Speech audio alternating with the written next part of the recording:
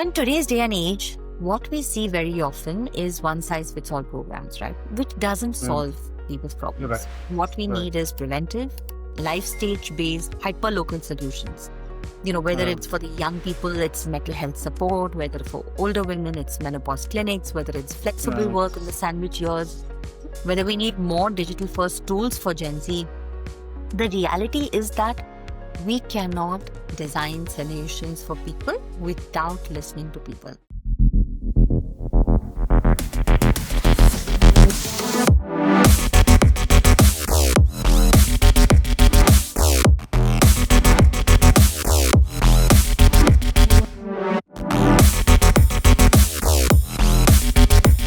You are leading the global health and well-being at Unilever right now.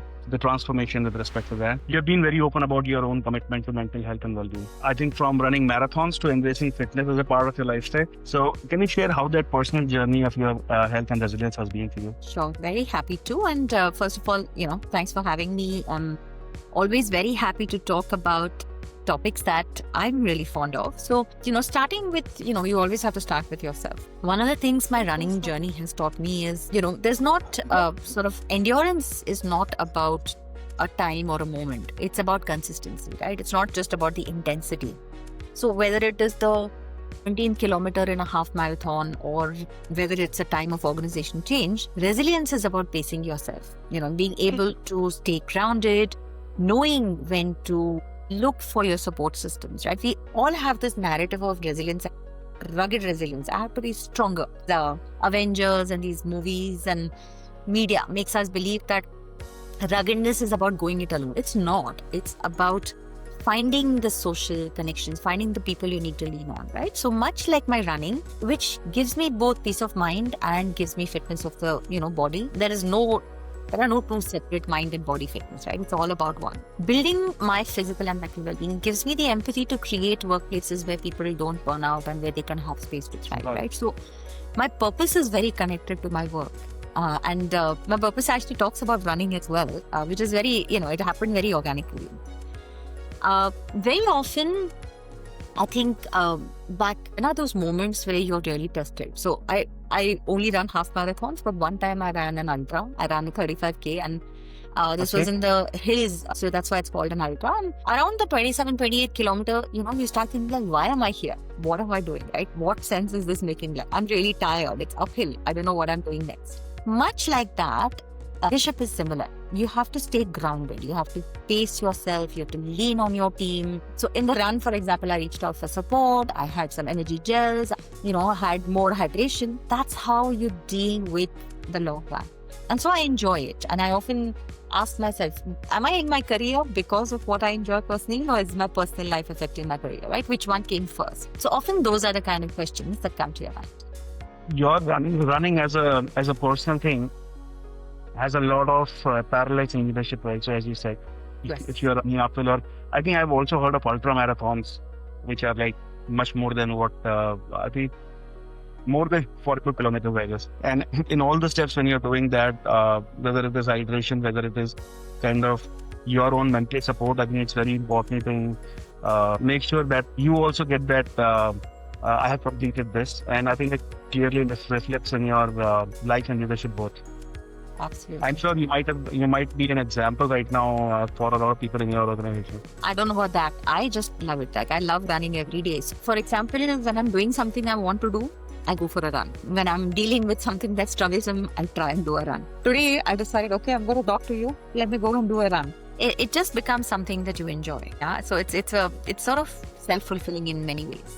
So I'll slightly move towards your career journey. I mean, this was your personal life, and you have been kind of very open about it. In terms of career journey, you have had a fantastic career which goes across different functions, right, from HR to leadership roles as I think Tata and Delta Airlines also. Now you are leading the global transformation at Unilever. So could you take us through the key milestones eventually in different companies which have shaped your leadership journey? Absolutely. Very happy to. So I think career-wise, I'm in my third decade in the workplace. And Right. Within the career, there's obviously different moments or different times where, you start to question, do I want change? Do I want to stay where I am? Hmm. I've worked with some brilliant organizations, right? That's one of the things that I feel has been so fulfilling in many ways, right? When I worked at the Tata Group, I think I saw the power of the organization. I felt the values. The first thing you do when you walk into Bombay House is you start to feel the values of the organization, and that really spoke to me.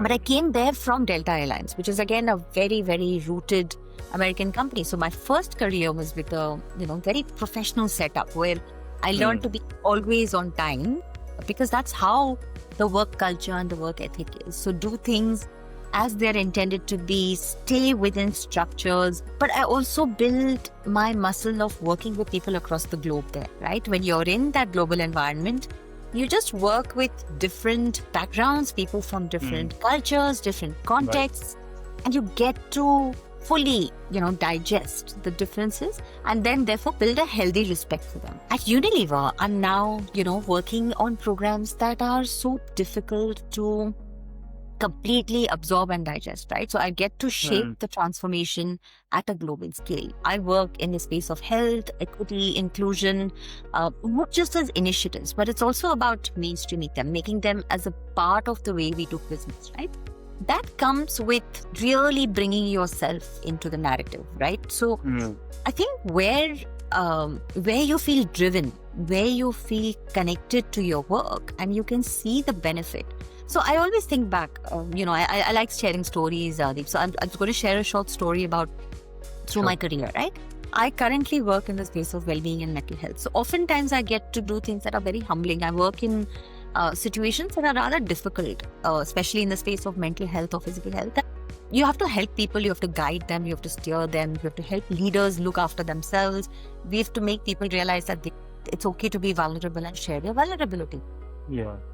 There are times where you pause and you think, my God, am I really here? So one of those for me was, when I was working with disability. One of the programs that I've led in the past has been a program for people with disability. Not a lot of people who are not themselves disabled work in this space. But I was drawn to it because that was an area that was really difficult to land. About a decade ago, there was not a lot, the Rights of People with Disability Act was not passed. There wasn't a lot of structured support in industry, except for in IT and financial services. Encountered a human being, a human story, where, this elderly dad was really anxious about his daughter who had become blind along the course of life, right? She was over 40 and he was a former employee. And at that point, those employees were covered with our insurance. This gentleman was really worried because his daughter, now blind, was trying to find medical insurance. He had reached his old age and he wasn't able to convince any insurer to give her insurance. Nobody was ready to insure her. He reached out and said, listen, I'm really, really frustrated. I don't know what to do about this. Where should I go? And Deeps, this is the power, right? When you have an individual, but you're also part of a structure and a system, you can make change happen. Over the course of time, we worked with the insurers and we changed our policy and we made it possible for people over 25 who are disabled to be covered with the policy. That, I think, is where we had dependent children, it used to not be covered. When you're able to make change that a system, again, lasts way beyond you. I think those moments stay. So in a career where you have, great appreciation, promotion, growth, salary, all of that, great, very fulfilling. But what are those fulfilling moments that define your career? What are those moments you think back at and say, okay, that happened and that was, something that will stay way beyond. I think that's what I want to make sure I'm able to share, with the next generations to come. From a workplace where values matter, where people matter, where people count, I think it's important to make sure that you leave something behind for others that they don't already have.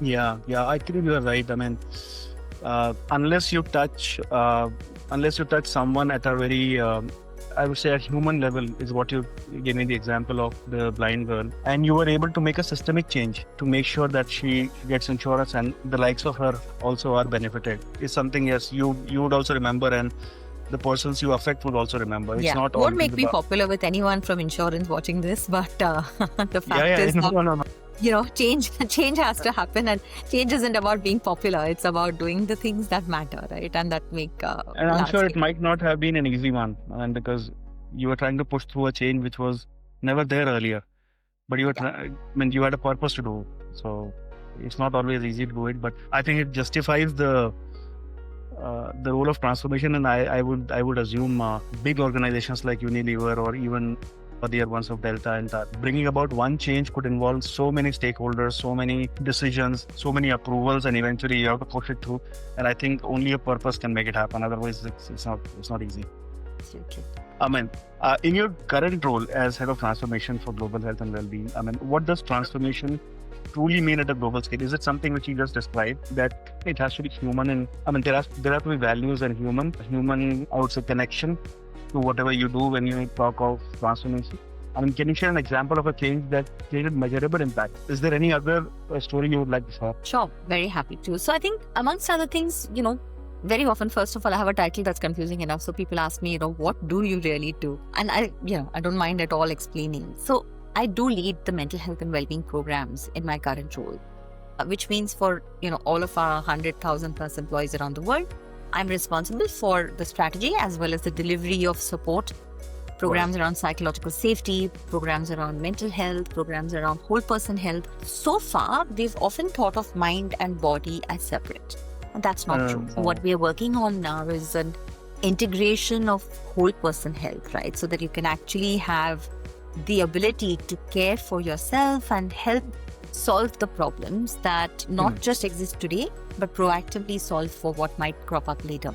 Because we have the ability now to do the right testing to understand where people are going. Now, in today's day and age, what we see very often is one-size-fits-all programs, right? Which doesn't solve people's problems. Right. What we need is preventive, life stage-based, hyper-local solutions. Whether it's for the young people, it's mental health support, whether for older women, it's menopause clinics, whether it's flexible work in the sandwich years, whether we need more digital first tools for Gen Z. The reality is that we cannot design solutions for people without listening to people. Transformation goes, beyond that tick box benefit to really designing the way people find their health and well-being in the flow of work. With all of their life stages. So I love to, think back about a recent factory where we worked at, right? So on the shop floor, there were plenty of women under 30. And we've seen the data, we've seen the research. Women have a disproportionate amount of caregiving responsibilities. They carry the burden of stress in the family.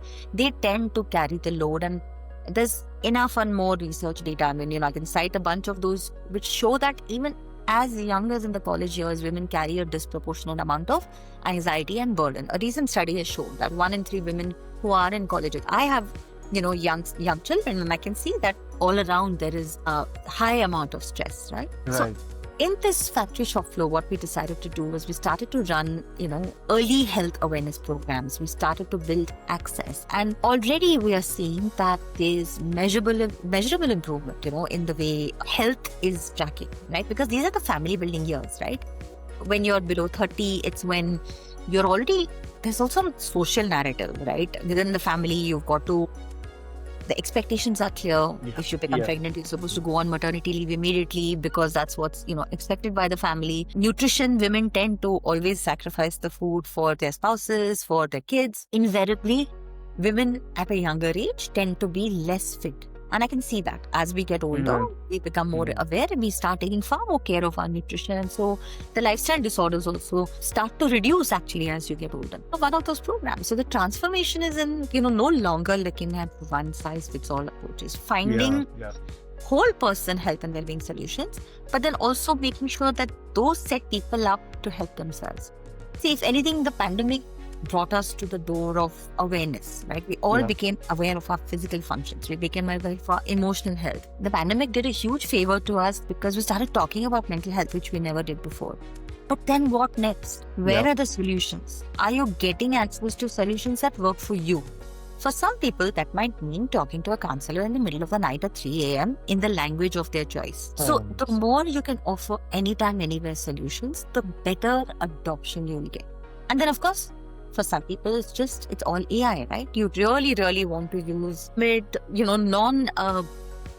hope ChatGPT doesn't feel bad. Whoever's listening doesn't feel bad. But the reality is that you've got to offer solutions to people the way they want them. And that is where you need to transform. And that's something we need to do in a hurry.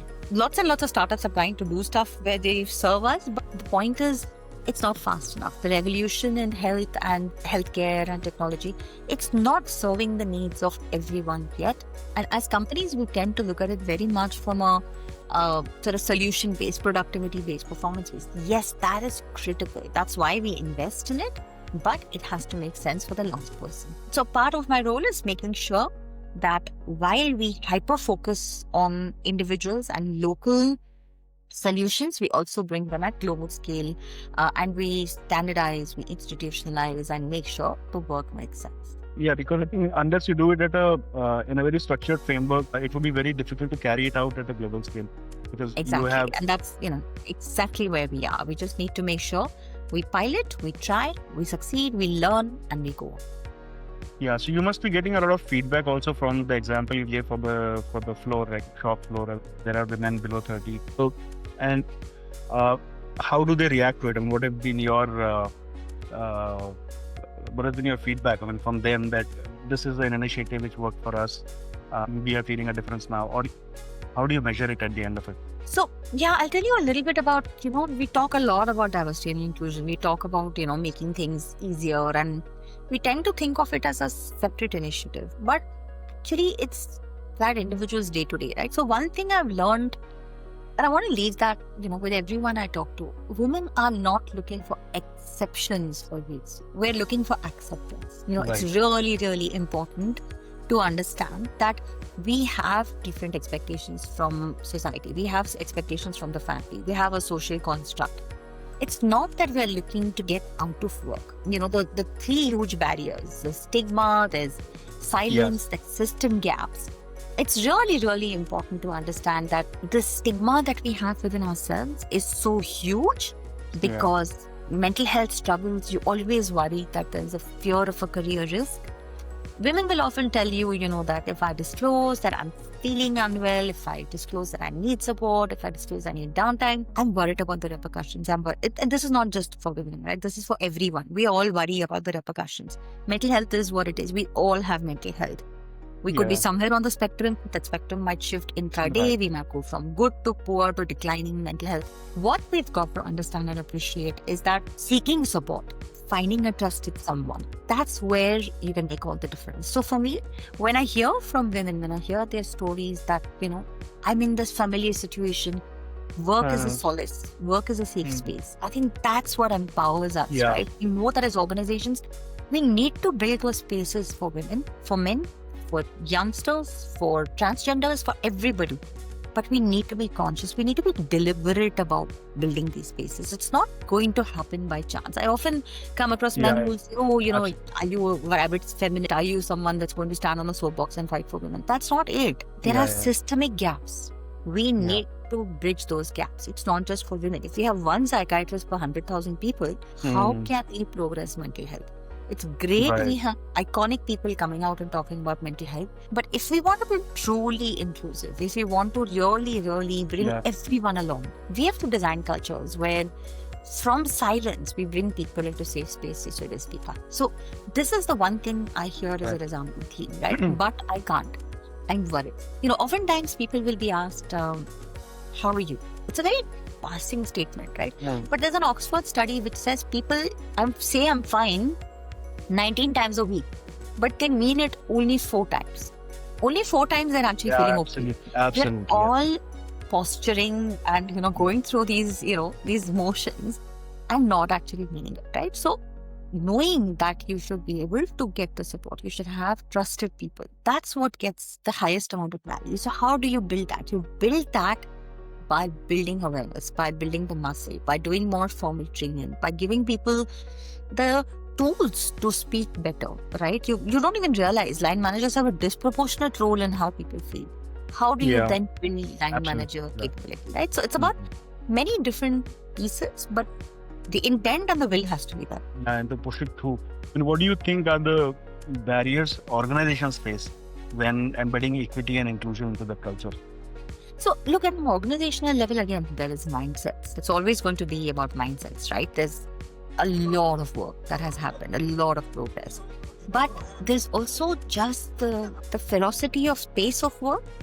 All of us are accountable to someone, and within organization, within the way we design work, there is a sense of urgency that we automatically create. I think that gets a little compounded, Deeps, if you look at within India. Right? We tend to be an always-on culture. We tend to be very watchful. We're always looking over our shoulder because, it might be that someone else is looking for this job. Someone else is ready to take on the role. So I think oftentimes we sacrifice speed, and for speed, we sacrifice thoroughness and we sacrifice, feeling okay with stuff. So oftentimes I recommend to people, but do monotasking, do one thing at a time. Like I find multitasking really hard.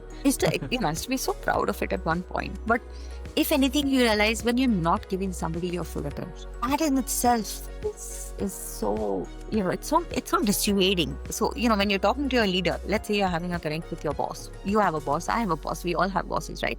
One way or the other, whether you're in a startup, whether you're running an organization, everyone reports into somebody.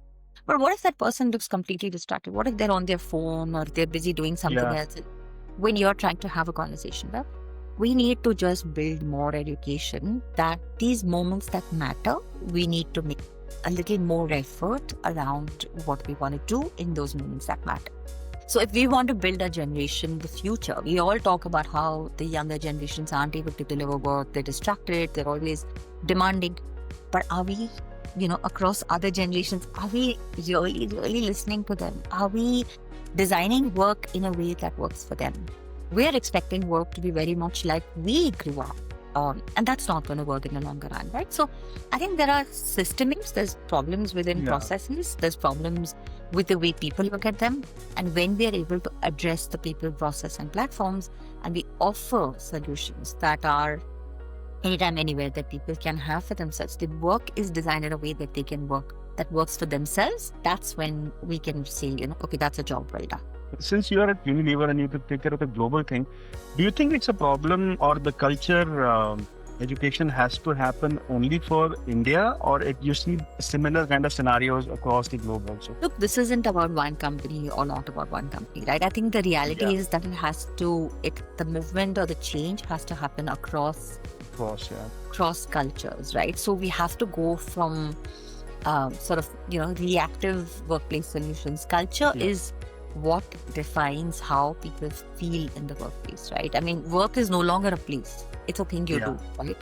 It's everywhere. It's become a part of all of our lives in a way that is inextricable. So to kind of say that the culture is something that, sort of leave to a few leaders who will design and put together, it's the everyday conversations. It's what we talk about at the coffee machine.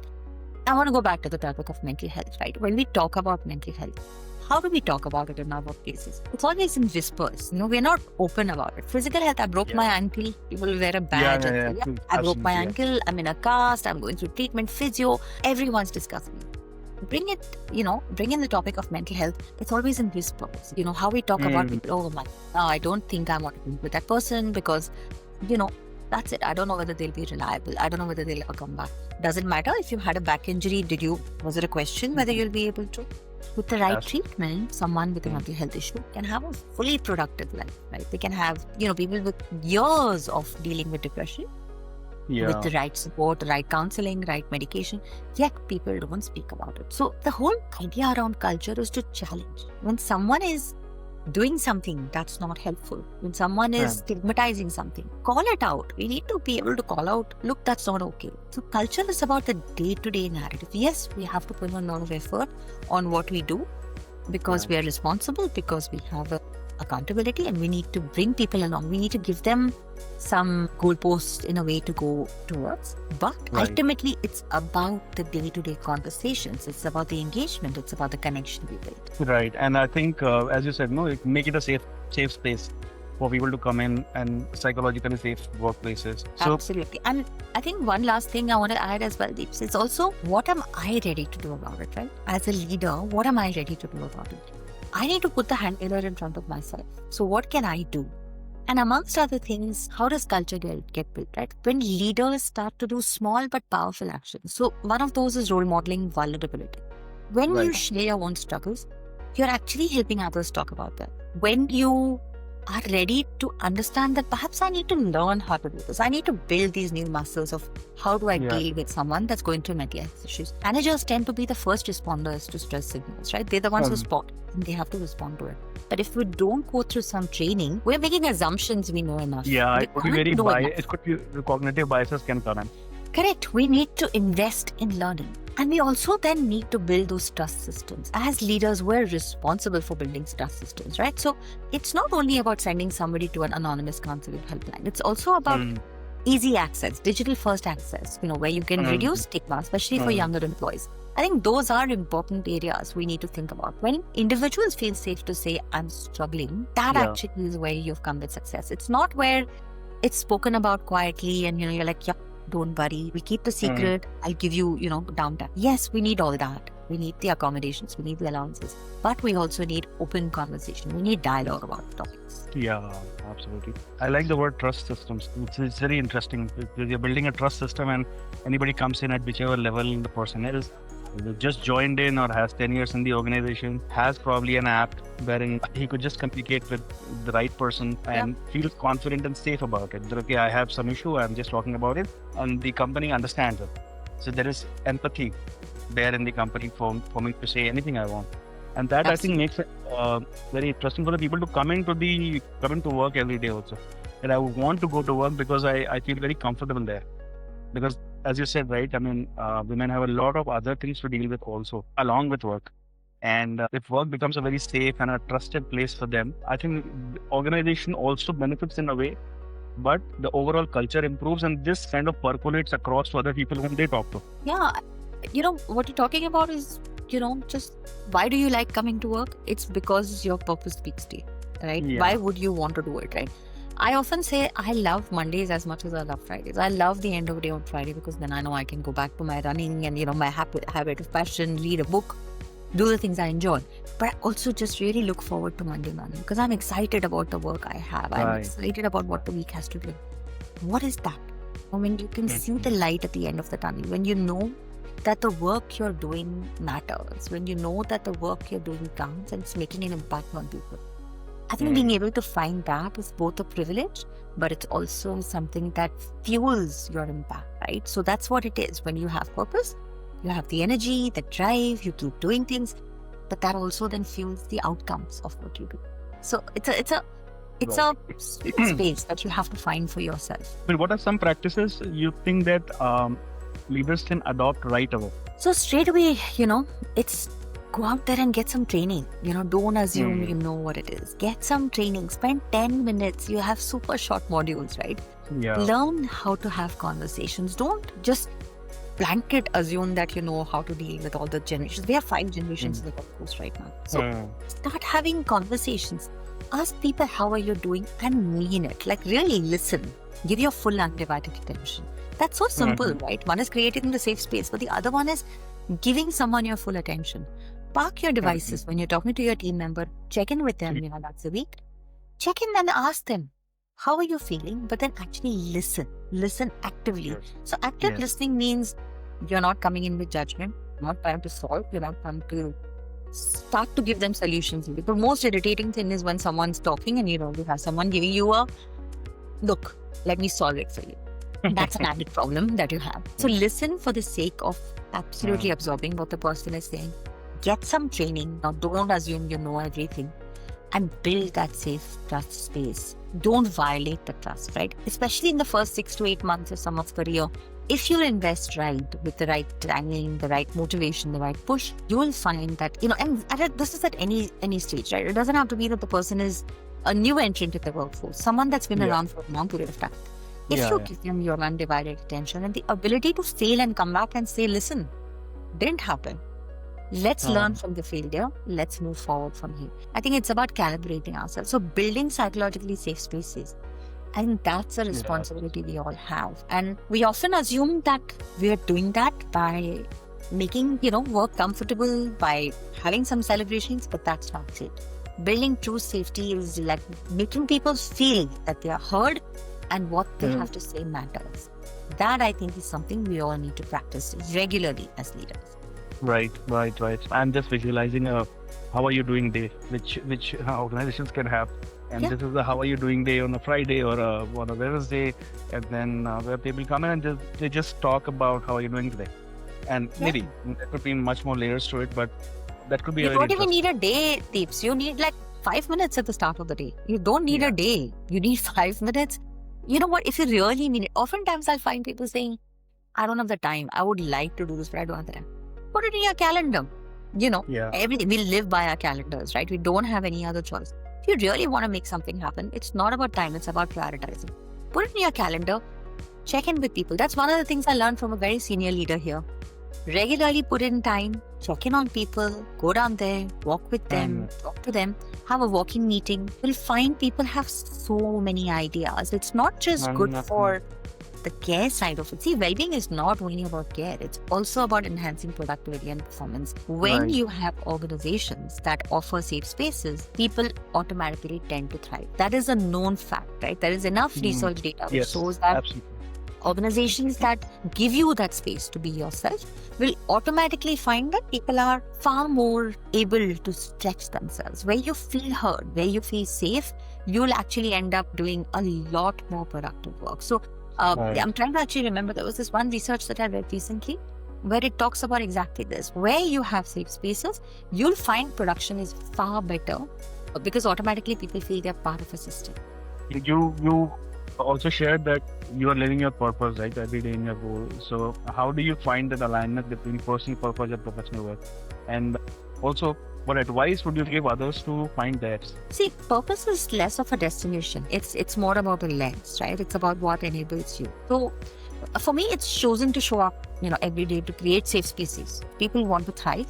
When I create safe spaces, when my work and purpose are aligned, I feel like work doesn't feel like a job, right? When you have that, it feels like Absolutely. a calling. It doesn't feel like something that you're getting up and doing every single day, right? So I think the most powerful way to find your purpose is to think about things that give you absolute joy, right? What is it that aligns with who you are at a fundamental level? It took me really long to find my purpose, right? I mean, I found it, in my second decade of my work, which means the first decade and a half, it's not like I wasn't working, but was it clicking? Was it making sense? Was there a sense of accomplishment?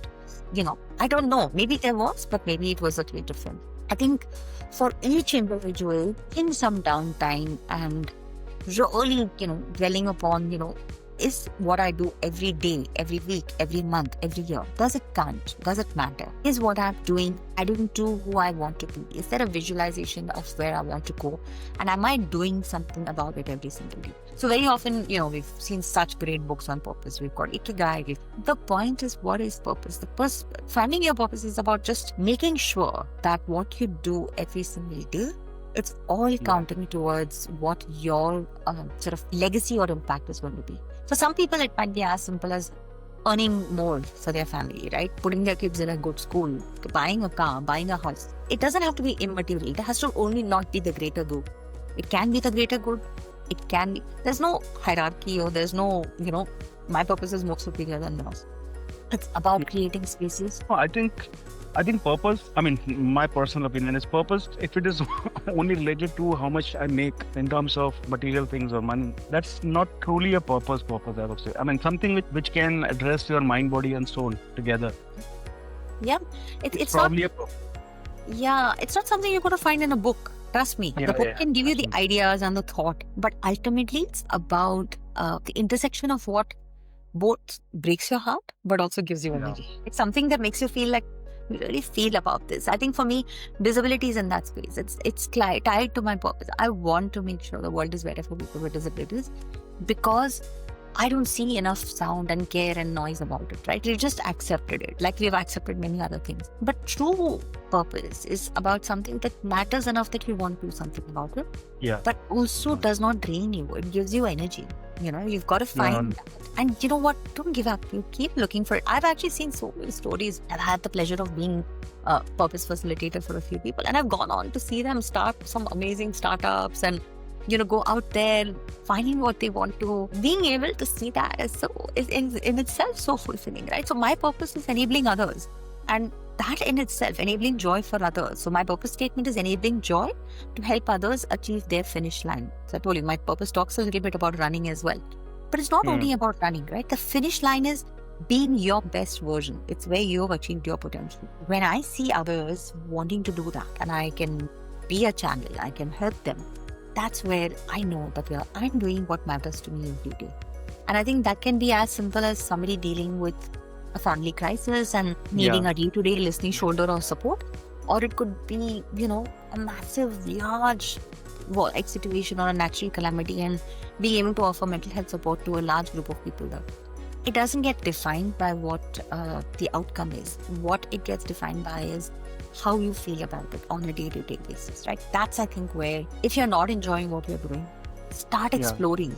Look at what might give you joy and don't shy away from it. What do you think as the next big shift, how companies would care for their people? I mean, we all talk about the future of work, right? And it's become such a, it's like everyone's thinking, technology is going to take over. Yes, technology is taking over. The next frontier, I think, is also about personalization. At this time, we have data. So there's data which shows that 1 in 5 Indian employees is actively seeking mental health support. There's really good research which will show you people are seeking help. That's great, right? It's fantastic that people are seeking help. But the reality is that what's coming next is that you can't structure work the way it has been all along, right?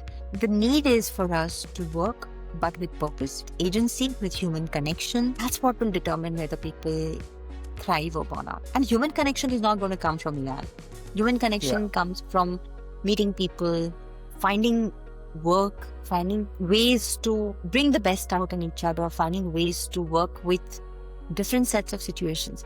We're all being thrown in different directions right now. Right? There's just so many multiple priorities. All of us are juggling. Right? We are constantly in this prioritization. Right? We are trying to say, okay, what do I do next? How do I make sure that again, a lot of the research we have says that there's one other research which shows that within the technology sector, 14% of people say they are thriving, compared to 34% globally. This is within India. This tells us that systems are not designed with the realities of people's lives. What we need to go from is reactive ways, of supporting people with the way they work to proactive ways. We need to be far more preventive. So we need to catch burnout before it spirals.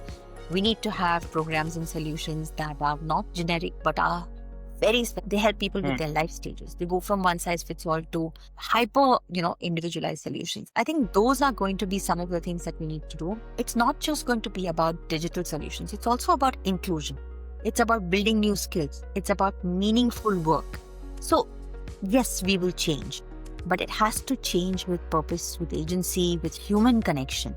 And that's when we'll really be able to unlock the ability to get people to be able to do that. I'm excited about the prospect of what's coming ahead, but I think I'm also, in a way, I'm seeing, my kids will join the next generation of the workforce, and without agency, without human connection, I think if we're going too far into technology-driven solutions, I think we will get, we'll hit a roadblock. I don't want to be the predictor of doom, but I think, we might hit a roadblock there if we over-calibrate on technology and AI skills and all of that. Every generation needs to be able to ease into it as well. Yeah, we have been seeing, I know a few startups and some products also, which are leveraging AI for mental health, for wellness, but again, the human connection is missing there. And I think it's going to be more important in the years to come with respect to what you've been saying on mental health and psychological safety. It's going to be even more important with more distractions, with more ways people can get their mind share split into multiple places. So I think it's going to be very important for organizations for dealing with the new workforce which is coming in with so many options available to put their mind into. And then how do you deal with I think the thing is when leaders normalize flexibility, when you say, okay, women, when they're newly back to the workforce after delivering a child, they want flexibility. But when we normalize flexibility, when everyone's doing what they need to do from where they need to do it, when we respect boundaries, when we recognize the human journey behind the performance, yes, performance is critical, but the human behind it, that's when we create legacies that go far beyond quarterly results, right? Yes, quarterly results are absolutely important. Legacy is not just a title. It's like the lives that you touch, right? It's the doors that you've opened. as a woman, I feel it's my responsibility to open doors, to mentor other women, to make Right. sure that they have the right inputs. Oftentimes I find, the age group 30s, 40s, early 30s, late 30s, early 40s, where women drop from the workforce, right? That leaking pipeline you've been talking about. It was there 15 years ago when I joined the Tata Group under the Second Career Program. It's still there today, Mhm. right? Women are Right. still making those choices. As women get older, they're not finding as many opportunities in the workplace. These are realities. These distinctions happen. It happens to people with disabilities, it happens to transgenders. The lack of inclusion could be based on any parameter. But as a Yeah. leader, how do you build inclusion in, right? That's about building that muscle and stopping yourself or having self-corrective ways to sort of break that. In Right. summary, what I would love to share is, for me, this is not, all the work that I do or all the work that's happening around us in this space. It's not only about sort of policies or programs. It's about Yeah. how they are felt. It's about how they are brought to life, right? That I think is where we need Yeah. to distinguish ourselves as individuals, as leaders, as organizations. Right. You have mentored many leaders, particularly women. And as you said, you are passionate about unlocking the human potential. So, one last question I'll have for you is, what is one leadership lesson you always try to pass on to the next generation of change makers? Yeah, I think the one that matters most to me is, to remember that this is, the work we do is not about just, workplace results or outcomes. It's about lives, it's families, it's futures. When women thrive, when women have the right opportunities, always make sure, I'm going to talk about my mentoring of women particularly because that's a favorite topic, right? I've mentored everyone, but I want to talk about women in particular because that's an opportunity we don't get often. When women thrive, automatically, families thrive, communities and businesses flourish because that goodness goes from within the family to the business does really well, and community at large flourishes. What is simple for us to understand is that we have to go from silence to safe spaces, right? It's when those safe spaces are available, use them. So always tell women, find those cheerleaders for yourself, but then reach out, be vulnerable, be open. We need to go from having all these policies and everything that are written, we need to start using them. We need to start practicing that exercise of using them, right? We need to go from tokenism to actual real change, right? In the way we talk about each other. So that's how we build workplaces. It's not just where you're going to survive. Very often you say, oh my God, this is daily, life, I'm tired, I'm exhausted. Yes, we all feel that because there is a pace at which we work. But very often our workplace solutions tend to be very reactive. The real breakthrough will come when we design care, well-being, when it is designed into everyday work, when it is preventive, when it's contextually relevant, when it is fully aware of the needs of the last person, right? That's when it makes all the difference. So my call out to women is, yes, pay it forward. Make sure you share this with someone else. Give someone else a hand up.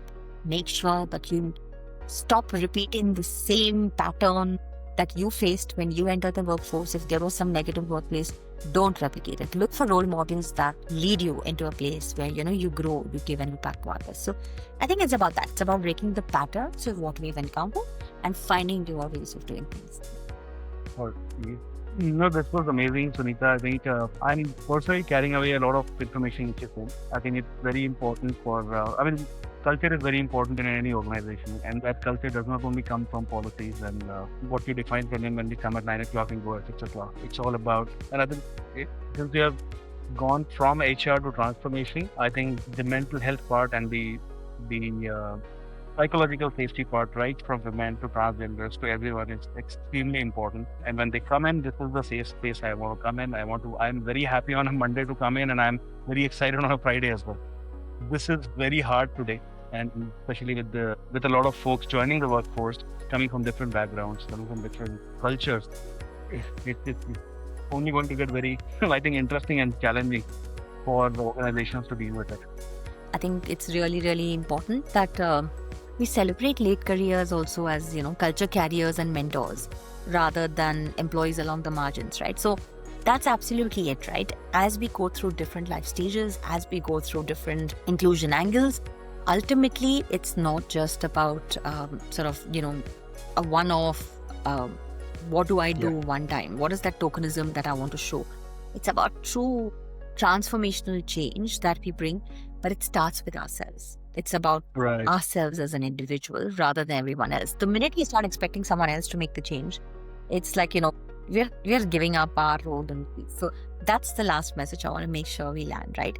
What am I going to do differently today, tomorrow, and after that? Perfect. No, it was amazing having you, Sunita, today with a lot of insights. I'm sure we'll be able to make sure that this passes on to a lot of people who should listen to this. If they can draw something from it, that would be amazing. Thank you so much for taking time out and joining us today. Absolutely. Thanks for having me. I enjoyed having this conversation with you, and all the very best. Thank you. Thank you, Sunita. Bye-bye.